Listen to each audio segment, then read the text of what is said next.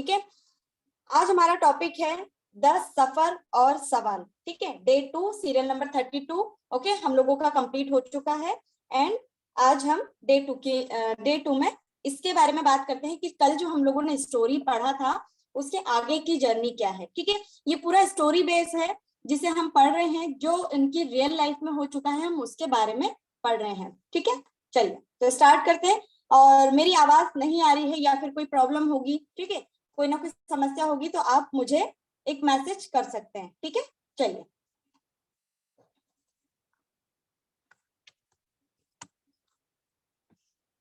क्या आवाज क्लियर है? यस, हम सब दिखा देंगे।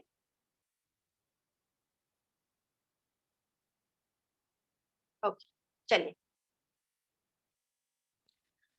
तो स्टार्ट करते हैं 10 सफर और सवाल। ठीक, आपकी जिंदगी का असंभव सफर सिर्फ वही है जिसकी आपने शुरुआत नहीं की। ठीक है, बहुत बड़ा पॉइंट है। ये बात बोली है किसने? ये बात कही है टोनी रॉबिन्स ने। कितने लोग जानते हैं टोनी रॉबिन्स को? तो सभी जानते हैं। ठीक, तो आपकी जिंदगी का असंभव सफर सिर्फ वही है जिसकी आपने शुरुआत नहीं की। अभी तक आपने जिसकी शुरुआत ही नहीं की आपकी लाइफ में, आपकी लाइफ की जर्नी के बारे में।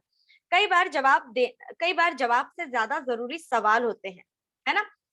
ये होता है ना कि हमारे दिमाग में बहुत सारे क्वेश्चंस घूमते रहते हैं। ठीक है, ऐसा क्या है, कौन से सवाल हैं, बहुत सारे चीजें होती है। ठीक है, तो कई बार जवाब हमारे पास कम होता है लेकिन सवाल हमारे पास बहुत ज्यादा होते हैं। ये कहा है नैन्सी विलार्ड ने। ये अमेरिका की कवि है। ठीक है, ये बहुत सारी कविताएं लिखती है, वहां की बहुत ही फेमस कवि है जिनका नाम है नैन्सी विलार्ड। ठीक, चलिए आगे बढ़ते हैं।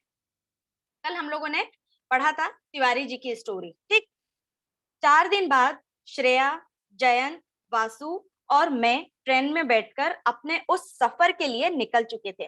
दोस्तों, ये आपको तभी समझ में आएगा, कल की स्टोरी जब आप सुनेंगे उसके बाद आप लोगों को समझ में आएगा कि उसमें इस पे किरदार जो है उसमें श्रेया कौन है, जयंत कौन है, वासु कौन है, और ये लोग जो सफर कर रहे हैं कहाँ पर जा रहे हैं। ठीक है, आपको पूरी स्टोरी सुनने के लिए, समझने के लिए आपको पिछला एपिसोड देखना, सुनना पड़ेगा। ठीक, चलिए। जिसने हम चारों की जिंदगी को पूरी तरह से बदल दिया। ठीक है, ये चारों लोग गए थे। कौन कौन गए थे? श्रेया गई थी, जयंत, वासु और जो बैठे हुए थे गोविंद। ठीक है, ये चारों लोग गए थे और जिसने हम चारों की जिंदगी को क्या कर दिया? पूरी तरह से बदल दिया। अब आखिर में ऐसा क्या हुआ था कि जिससे इनकी पूरी जिंदगी बदल गई? ठीक है, तो ध्यान से सुनेंगे। यही वो सफर था जिसकी वजह से श्रेया और मैं आज एक दूसरे के खून के प्यासे नहीं बल्कि सिर्फ एक दूसरे के प्यासे हैं। यही वो सफर था जिसने वासु की शादी ना करने की भीष्म प्रतिज्ञा को तोड़ दिया। यही वो सफर था जिसके चलते मैं अपने बच्चे के लिए बेहतर पिता बन पाया, और वही वो सफर था जिसके चलते मैं एक सफल और धनवान इंसान बन पाया। कैसे हुआ सब बताता हूँ। ठीक है, पर पहले आपको पर पहले आपको फिर से मैं ले चलता हूँ कहाँ पर? 1995 में। ठीक है, 1995 में क्या हुआ था? 1995 की उसी ट्रेन पर जिसमें बैठकर हम चारों अपने नए भविष्य की तरफ बढ़ रहे थे। ठीक है, ये उस समय की बात बता रहे हैं 1995 में। अब इनके साथ जो किस्सा हुआ था उस समय भी ये चारों लोग ही थे, और उस समय इन लोगों ने वहां पर बैठ करके अपने भविष्य, अपने फ्यूचर के बारे में बातें कर रहे थे और आगे की प्लानिंग कर रहे थे। हमारे ट्रेन में बैठने के थोड़ी देर बाद ट्रेन अपनी रफ्तार से चलने लगी। स्टेशन आते थे, ट्रेन रुकती थी। ठीक है, जितने भी स्टेशन आते थे और ट्रेन वहां पर जाके रुकती थी, तो सफर करने वाले कुछ लोग उतरते भी थे और कुछ लोग चढ़ भी जाते थे। ये सिलसिला काफी देर तक चलता रहा, लेकिन कुछ घंटों के बाद ट्रेन एक ऐसी जगह पर रुक गई जिसके आगे पीछे कुछ भी नहीं था। उन दिनों ये आम बात हुआ करती थी कि किसी ने कोई खास ध्यान नहीं दिया। रुकने से लगभग तुरंत बाद ही ट्रेन फिर से चल भी दी, और ट्रेन चलने के साथ ही ट्रेन के कंपार्टमेंट में एक बहुत सी खूबसूरत गाने की आवाज आने लगी। तो वहां पर कोई पर्सन था जो गाना गा रहा था, सिंगिंग कर रहा था। ठीक है, तो वहां से आवाज आ रही थी। मैं उस वक्त ऊपर वाली बर्थ पर जाकर लेट चुका था, लेकिन बहुत ही खूबसूरत आवाज थी तो मैं खुद को रोक नहीं पाया और मैंने ऊपर से ही आवाज की तरफ देखा और पता चला कि गाने वाले सज्जन एक दरवेश थे। मैंने आवाज पर ध्यान दिया तो समझ आया कि वे मीर तकी मीर साहब की गजल को बहुत ही खूबसूरत तरीके से गा रहे थे। ठीक है, कौन थे ये? मीर तकी मीर साहब थे, ये उनकी गजल थी जो उस गजल को ये गा रहे थे। वो दरवेश गा तो रहा था लेकिन किसी से कुछ मांग नहीं रहे थे, लेकिन अपनी मर्जी से उनके काले रंग के कटोरे में पैसे डाल रहे थे और उनकी मस्ती में अपनी दिव्य आवाज में गाते जा रहे थे। ऐसा ट्रेन के सफर में अक्सर होता है। ठीक है, और सबसे खास बात ये थी कि वो दरवेश किसी भी तरह से भिखारी नहीं लग रहे थे। उनकी खूबसूरत से एक अलग ही नूर, अलग ही तेज निकल रहा था। गाते हुए जब वो मुस्कुराते थे तो मुझे बुआ की मुस्कुराहट याद आ जा रही थी और उनकी आंखों में वही प्यार नजर आ रहा था। मैं उनके गाने में पूरी तरह से खो चुका था। गाते गाते वो हमारी सीट के पास आए और न जाने क्या हुआ, अचानक से उन्होंने गाना बंद कर दिया। ठीक, उसके बाद उन्होंने वासु की तरफ देखा, उसके सर पर हाथ रखा और फिर उसे प्यार से बोले, घबरा मत, अल्लाह सब ठीक करेगा। ठीक, तू भरोसा रख, तेरी बहन और दोस्त का जोड़ा विष्णु जी और लक्ष्मी जी का जोड़ा है। इस जोड़े को कोई अलग नहीं करेगा। इसकी मोहब्बत हर रोज बढ़ती है और इसको किसी चीज की कमी नहीं होगी। मालिक बड़े दिल वाला है तू, अपने कामों पर भरोसा रख और ये समझ ले कि ये आपस में लड़ेंगे तो बस इस बात के लिए कि तू इस बच्चे का मामा होगा या चाचा। ठीक है, ये उसने कहा। कौन था? जो भिखारी था, जो गजल गा रहा था। ठीक है, और जो सीट पर बैठे हुए थे, ये उसने अपने वर्ड्स कहे। उस वक्त हमें देखकर ये कहना नामुमकिन था कि हम में से कौन क्या है और हमारे हालातों की सच्चाई क्या है।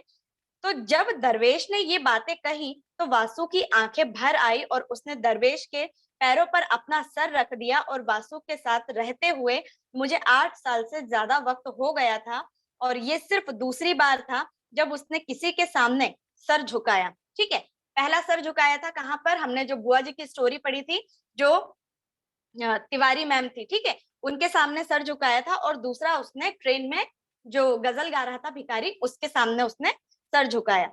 वो ईश्वर पर भी विश्वास नहीं करता था तो किसी भी इंसान के सामने इस तरह श्रद्धा से सर झुकाना उसके विश्वास के खिलाफ ही था, लेकिन फिर भी उसने ऐसा किया क्योंकि वो मुझे भी बहुत प्यार करता था और श्रेया को भी। और मैं और हमारी खुशी के लिए वो अपने विश्वास को छोड़ने के लिए भी तैयार था। दरवेश ने उसे प्यार से उठाया, उसके माथे को चूमा, बोले, अल्लाह तुझे भी खुशियां देगा, तू बस अब पहले अपनी बहन को खुशियां दिला दे और फिर खुशियां तेरे दरवाजे पर अपने आप ही आएगी। ठीक, वासु को ये कहने के बाद उन्होंने मेरी तरफ देखा और बोले, सफर लंबा है, इसका इस्तेमाल कर बच्चे। ठीक है, क्या बोल के गए? कि सफर लंबा है, अब आपको एक एक सेकंड, एक एक मिनट का इस्तेमाल करना है। तो ये उनको बता कर गए। ठीक है, और उसके बाद उन्होंने अपने कपड़े में हाथ डाला और एक छोटी सी डायरी और पेन निकालकर मेरे हाथों में थमा दी। ठीक, उन्होंने अपने बैग में हाथ डाला और डायरी और पेन उसको निकाल करके दे दी। मैं जब तक ऊपर ही बैठा हुआ था, जब तक हमें कुछ समझ आता, वो आगे बढ़ गए और जैसे ही वो दरवाजे के पास पहुंचे, ट्रेन फिर से रुक गई। वो दरवेश उतरे, ट्रेन बिना एक सेकंड की देरी किए फिर से आगे बढ़ गई। ठीक है, ट्रेन कुछ सेकंड के लिए रुकी और बिना कुछ देरी किए वो आगे बढ़ गई और जो दरवेश जो ट्रेन के अंदर था वो उतर गए। यह एक अनोखा अनुभव था। ट्रेन तो आगे बढ़ चुकी थी लेकिन वासु और मैं वहीं रुके थे। हम दोनों की आंखों से आंसू बह रहे थे, जिसमें दर्द बिल्कुल नहीं था पर एक सुकून था, बिल्कुल वैसा जैसा हमने तब से 7 साल पहले महसूस किया था। ठीक है, एक बार और इनकी लाइफ में ऐसा हो चुका था, जो घटना हुई थी 7 साल पहले की। तिवारी सर के घर पर मैं तब भी बर्थ पर पेट के बल लेटा हुआ था। वासु ने खड़े खड़े ही मुझसे कहा, तुझे याद है ना? मैं कहा, हाँ याद है। उसने उसके बाद मैंने वासु के सर पर हाथ रखा और उसके सर से अपना सर टकराया। तो उस भरी ट्रेन में हम दोनों के अलावा बस श्रेया भी थी और जो कि इस बात को समझ पाई थी, उसकी आंखें भी गीली थी। लेकिन एक लंबे अरसे के बाद उस दिन मुझे उसकी आंखों में खुशी दिखी थी। ठीक, तो कुछ ऐसे पल थे जो वो बताना चाह रहे थे और उनकी खुशी झलक रही थी, एक सुकून मिल रहा था आंसू बहाने के बाद में। ठीक है, अब वो क्या था, ना जाने क्यों, पर उस ट्रेन के दरवेश की उन बातों ने हम तीनों को ही एक उम्मीद दे दी थी। जो तीनों चारों लोग थे वहां पर, वो दरवेश आकर के उन तीनों को क्या दे दी थी, एक उम्मीद दे दी थी। जो उसकी बातें थी, ठीक है, उस बातों को सुना, ठीक है, जो उनको कुछ फील हुआ। उसके बाद वासु अपनी जगह पर बैठ गया। मेरे हाथों में दरवेश की दी हुई पेन और छोटी सी डायरी अभी भी थी। मैं ये समझ चुका था कि मुझे इसमें कुछ लिखना है, लेकिन सवाल ये था कि लिखूं क्या। होता है ना ऐसा, आप लोगों के साथ भी होता है कि अगर आपको डायरी भी मिली है, आपके पास डायरी भी है, लेकिन समझ में नहीं आता है कि अब हम इस डायरी में लिखे क्या, किस टॉपिक के बारे में बात करें, है ना, समझ नहीं आता है। तो उसका जवाब भी मुझे जल्द ही मिलने वाला था, क्योंकि अगले स्टेशन पर दो परिवार उस ट्रेन पर चढ़े। अब नेक्स्ट वाला जो स्टेशन आया, वहां पर दो परिवार उस ट्रेन पर चढ़े। दोनों ही परिवारों में एक बेटा और एक बेटी और पति पत्नी थे। एक ऐसा परिवार था जिसमें परिवार के व्यस्त पढ़े लिखे लग रहे थे, और दूसरे परिवार को देखकर ही पता चल रहा था कि वे मजदूर वर्ग से थे। उनके ज्यादा पढ़े लिखे होने की उम्मीद मुझे कम ही थी। ठीक है, दो परिवार चढ़े थे जिसमें से बहुत ज्यादा पढ़े लिखे लग रहे थे और एक परिवार बहुत ही गरीब लग रहे थे। मुझे उन दोनों ही परिवारों में से किसी के भी वहां होने की कोई आपत्ति नहीं थी। मेरे माता पिता मजदूरी ही तो किया करते थे, और उनकी पढ़ाई तो शायद इतनी ही थी कि वो अपना नाम लिख सकते थे। तो मेरे दिल में कोई ऐसा भाव नहीं था कि मजदूर वर्ग के लोगों को वहां नहीं होना चाहिए, या फिर अनपढ़ होने से आप सम्मान का अधिकार खो दोगे। लेकिन जो दूसरे सज्जन और स्टेशन से चढ़े, वो शायद मेरी सोच से अलग सोच रखते थे, और वे बात ट्रेन चलने के कुछ मिनट के बाद ही मुझे पता चल गई। ठीक, जो वो सोच रहे थे कि ऐसा क्या था, मैं उसमें क्या लिखूं। उन्होंने दो परिवार को देखा, एक पढ़े लिखे परिवार था और एक अनपढ़ जो पढ़े लिखे नहीं थे। ठीक है, तो उन दोनों को देखा और फिर समझ में आ गया कि उसे अपनी डायरी में क्या लिखना है। ठीक, ट्रेन शुरू होने से पहले ही सभ्य और पढ़े पढ़े लिखे नजर आने वाले परिवार के बच्चों ने दूसरे बच्चों को परेशान करना शुरू कर दिया। ठीक है, और एक ने तो छोटे बच्चे को धक्का देकर रुला भी दिया। मजदूर से दिखने वाले वो पति पत्नी पहले तो कुछ नहीं बोले, पर जब हालात थोड़े ज्यादा बिगड़ने लगे तो पति बड़ी ही विनम्रता के साथ बोला, साहब, हो सके तो आप बच्चे को समझाइए कि हमारे बच्चे को परेशान ना करें। ठीक है, ये अमीर बच्चों की कहानी है। ये अमीर बच्चों ने किसको परेशान किया था, गरीब बच्चों को परेशान किया। इवन उसने धक्का भी दिया। यहाँ पर ये एक गुजारिश थी कि वो भी पूरे सम्मान और विनम्रता के साथ, लेकिन वो जवाब पढ़े लिखे दिखने वाले साहब ने दिया था। क्या दिया था, वो ना ही विनम्र था और ना ही सम्मानजनक था। वो साहब बोले, अब तू हमें बताएगा कि बच्चों को क्या सिखाना है और क्या नहीं। देखिए, ये लैंग्वेज थी उनकी, किसकी, जो पढ़े लिखे इंसान थे, और विनम्र होकर के उस गरीब लोगों ने बोला था, बड़ी ही सज्जनता से बोला था कि आप अपने बच्चों को थोड़ा सा समझाइए। और उसे रिप्लाई में ये मिला था, जो कि किसी को भी अच्छा नहीं लगता। ठीक, कि अब तू हमें सिखाएगा कि हमें क्या करना है क्या नहीं। तू खुद क्या जानता है जो हमारे बच्चों को गलत कह रहा है। मेरे बच्चे बहुत समझदार हैं, मेरे बच्चों को जो सिखाना है वो मुझे पता है, और मैं उनको वही सिखाता हूँ। तू तेरे बच्चों को संभाल। ठीक, ये लैंग्वेज उनकी थी। ये सुनकर वो अनपढ़ मजबूर सा दिखने वाला शख्स कुछ ऐसा बोला जिसने मेरी बहुत बड़ी समस्या हल कर दी। वो बोला, तो क्या पढ़े लिखे समझदार लोग अपने बच्चों को बदतमीजी होना सिखाते हैं? होता है ऐसा? कितनी बड़ी बात बोली है उस गरीब ने। उस वो बहुत ज्यादा समझदार था जो उसने कहा उसको। तो क्या पढ़े लिखे समझदार लोग अपने बच्चों को बदतमीज होना सिखाते हैं? ठीक, वो बात सुनकर हम सब खामोश हो गए, लेकिन उसने अपनी बात जारी रखते हुए कहा, आप अपनी सीट पर बैठे साहब, हम तो जनरल वाले हैं, बस ट्रेन चल दी थी तो हमें इस डब्बे पर चढ़ना पड़ गया। ये कहते हुए वो आदमी अपनी पत्नी और बच्चों को लेकर डब्बे के दूसरे कोने की तरफ चला गया, लेकिन मुझे एक सवाल दे गया। ठीक है, ये इनको एक सवाल दे गया, जो कि मैंने उस फकीर दरवेश की दी हुई छोटी सी डायरी में लिखा। अब उसने लिखना स्टार्ट किया, क्योंकि पहले उसको समझ ही नहीं आ रहा था कि मैं अपनी डायरी में क्या लिखूं, लेकिन अब उसको लिखने का तरीका और वो चीजें समझ में आ गया कि अब वो अपनी डायरी में क्या लिखे। क्या पढ़े लिखे लोग अपने बच्चों को बदतमीज होना सिखाते हैं? ये उसने अपनी डायरी में नोट डाउन किया। और ये सोचते हुए मुझे तिवारी सर के चारों बच्चे याद आ गए, और उनमें से एक भी बदतमीज नहीं था। तो मैंने अपने लिखे हुए सवाल के आगे ही जवाब लिखा, नहीं। वो सवाल था और उसके आगे लिखा, नहीं। ठीक। पर तुरंत ही दिमाग में एक सवाल और आया कि आखिर तिवारी सर और बुआ अपने बच्चों को ऐसा क्या सिखाते थे जो उनके बच्चे इतना सफल हुए और उसके बाद भी उनमें जरा भी घमंड नहीं था, है ना? बहुत सारे लोगों को आपने देखा होगा कि जितने ज्यादा पढ़े लिखे लोग होते हैं, जितने ज्यादा अ, मान सम्मान की बात होती है, लेकिन उसमें भी कुछ लोग आपको ऐसे मिल जाएंगे, है ना, कि हम लोग बहुत ज्यादा पढ़े लिखे लोग हैं, हमसे टक्कर कोई नहीं ले सकता। ये मैंने अपनी खुद की रियल लाइफ में भी सुना है ना, और ऐसा हुआ भी है। ठीक। हालांकि मेरा बेटा जयंत तो अभी सिर्फ कुछ महीनों का ही था, लेकिन मेरे दिमाग में एक सवाल और घूमने लगा, क्या मैं अपने बेटे को उतना ही अच्छा इंसान बना पाऊंगा जितने अच्छे तिवारी सर के तीनों बच्चे हैं? ये सोचते हुए मैंने उसी डायरी में एक के बाद एक 3 सवाल लिखे। ठीक है, 3 सवाल लिखे उन्होंने। पहला सवाल था, क्या मैं एक अच्छा पिता बन पाऊंगा? पहला सवाल। दूसरा सवाल था, तिवारी सर इतने अच्छे पिता कैसे बने? एंड तीसरा सवाल, बच्चों को बेहतर इंसान कैसे बनाए? तो ये 3 जो क्वेश्चंस थे, उनने अपनी डायरी में लिख करके रखे। उस छोटी सी डायरी में ये 3 सवाल लिखने के बाद मुझे लगा कि मैं अपनी जिंदगी में चल रही परेशानियों को दूर करने के लिए तरीका ही गलत इस्तेमाल कर रहा था।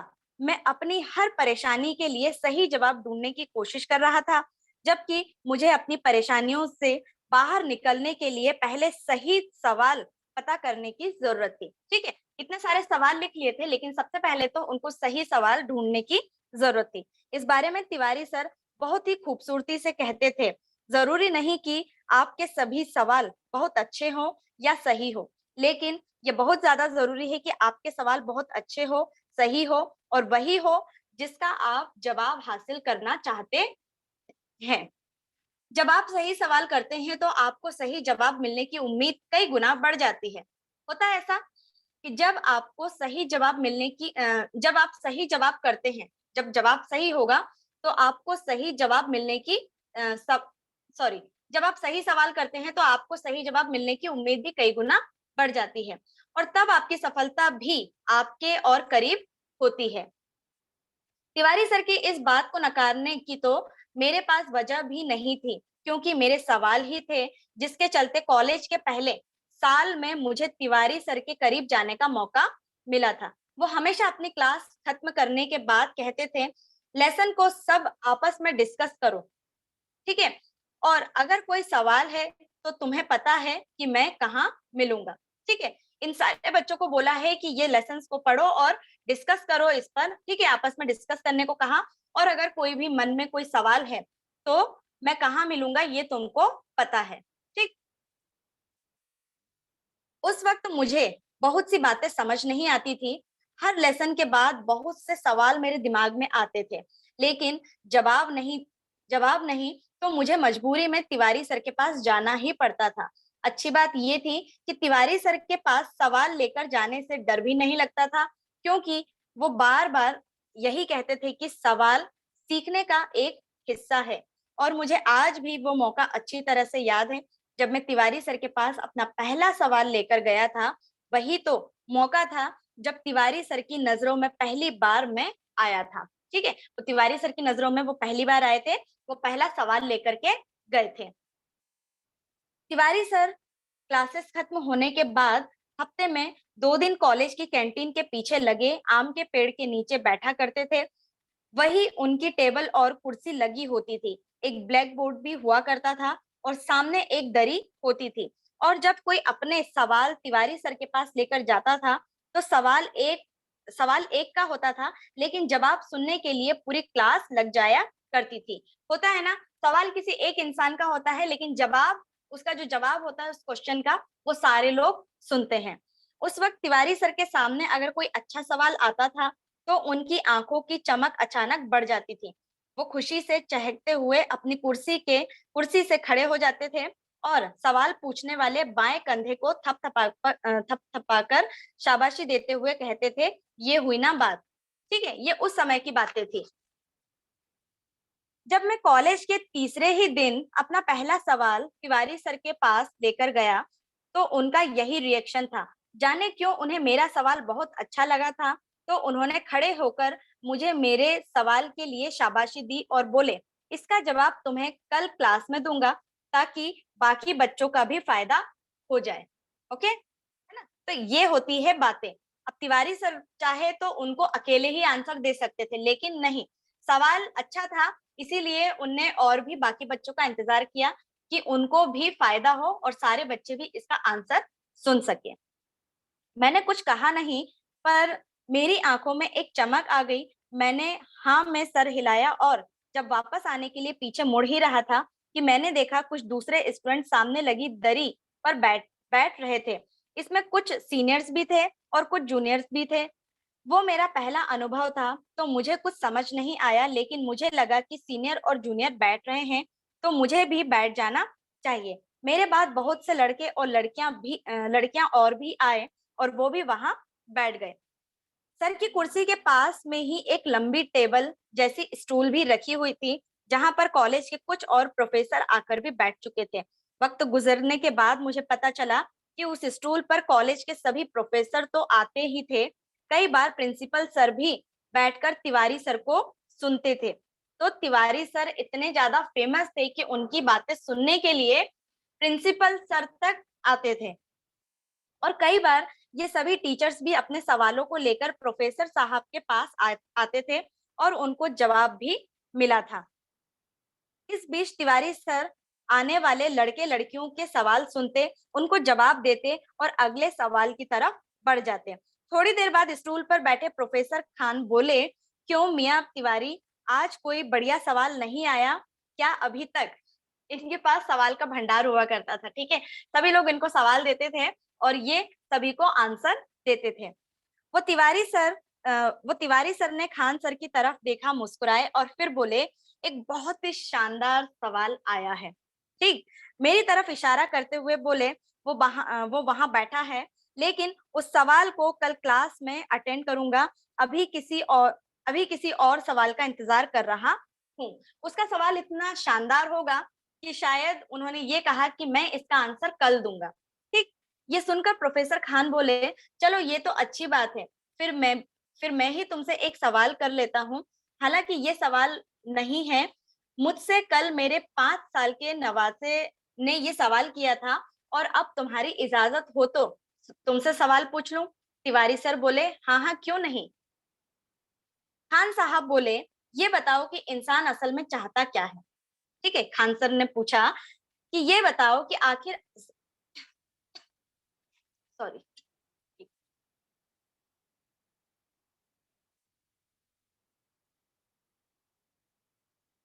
ये बताओ ये बताओ कि इंसान असल में चाहता क्या है? ठीक, इंसान क्या हासिल करने के लिए पूरी जिंदगी जद्दोजहद में लग जाता है? तिवारी सर ने जैसे ही ये सवाल सुना, उनकी आंखों में खुशी चमकने लगी। वो अपना सर मस्ती में घुमाते हुए बोले, वाह खान वाह, क्या सवाल किया है, दिल खुश हो गया है ये सवाल सुनकर। और फिर बोले, ये सवाल तुम्हारे नाती ने किया है। खान सर ने जवाब नहीं दिया, लेकिन हाँ में सर हिला दिया। और तिवारी सर बोले, तो फिर आज शाम को तुम उसे मेरे घर पर लेकर आ रहे हो, मुझे उससे मिलना है। ठीक, ये सवाल वहां से आया था। खान सर ने फिर से हाँ में हाँ सर मिला दिया, लेकिन तिवारी सर को जैसा सवाल का इंतजार ही नहीं था। उन्होंने तो अपनी धुन में अपना आदेश दे दिया और फिर टेबल पर पड़ा चौक टुकड़ा उठाया और उसे लेकर ब्लैक बोर्ड के पास आ गए और बोले, आज का सवाल है। और ये बोलते बोलते ही ब्लैक बोर्ड पर बड़े अक्षरों में उन्होंने लिखा, इंसान असल में चाहता क्या है। ये सवाल था। ठीक है, ये सवाल था जो उन्होंने बोर्ड पर लिखा था कि इंसान असल में चाहता क्या है। उसके बाद पलट कर वो हमारी तरफ आए और उन्होंने बोलना शुरू किया। उनके बाद पहले शब्द थे, क्या खूबसूरत सवाल है। ये ऐसा सवाल है जिसके जवाब को सिर्फ गौतम ने अपनाया था, और उस एक जवाब से तो गौतम से बुद्ध हो गए। ठीक, सुनी होगी गौतम बुद्ध की कहानी, है ना? तो उन्होंने ये कहा है कि क्या खूबसूरत सवाल है, एक ऐसा सवाल है जिसके जवाब को सिर्फ गौतम ने अपनाया था। तो पहले गौतम के नाम से अगर आप सिंगल नाम बोलेंगे तो आपको नहीं पता कि गौतम कौन है, ठीक है? और उस एक जवाब से वो गौतम से बुद्ध हो गए। ठीक, इस सवाल का जवाब मैं जानता तो हूँ, लेकिन इसे शायद मैं खुद भी अपना नहीं पाया हूँ, क्योंकि मैं अब तक बुद्ध नहीं हुआ हूँ।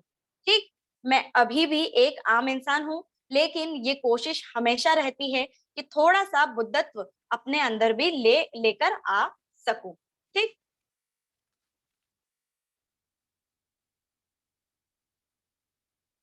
ओके, चलिए दोस्तों, इसके आगे का जो है इसी लिंक पर दोबारा से ज्वाइन करें, ठीक है? यस, 15 से 20 मिनट का और लेक्चर है। पानी वानी पी लीजिए, जब तक इसी लिंक पर दोबारा से आ जाइए इसके